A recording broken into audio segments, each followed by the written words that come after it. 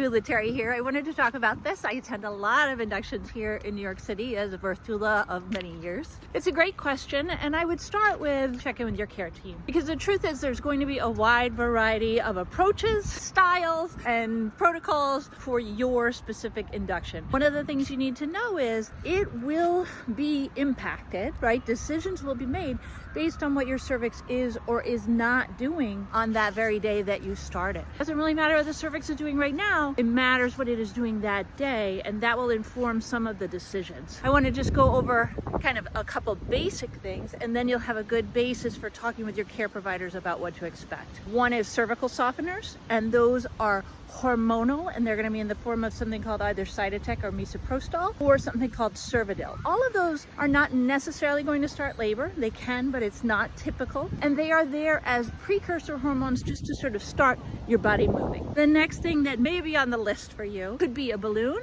And there's a couple different ways they do a balloon, but basically this is a catheter through the cervix, put fluid in it to make a 4-centimeter size balloon that's going to pull down on the cervix. Some people will also have a second balloon on the other end of the cervix, kind of a cervix sandwich. That balloon will be manually helping the cervix to make change. It can be left in for up to 12 hours, but when the cervix gets to about 4 centimeters, it should be falling out. And then Pitocin. Pitocin is just a synthetic version of oxytocin, the hormone that makes labor, that is delivered through IV.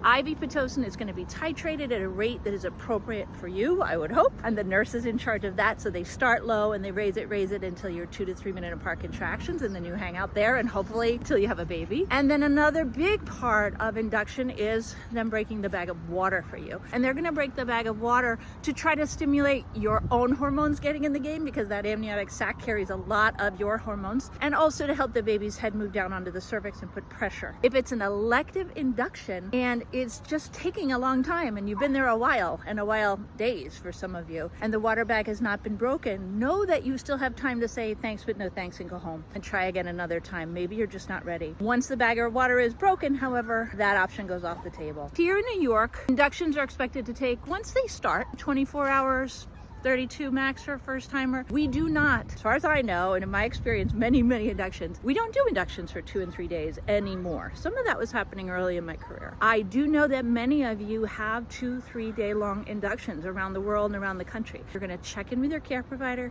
You're going to find out what the plan is for you. And our goal with an induction is for the staff to be really patient and for you to be patient too, because when we're trying to convince the body to go into labor, we need to give it time to figure it out.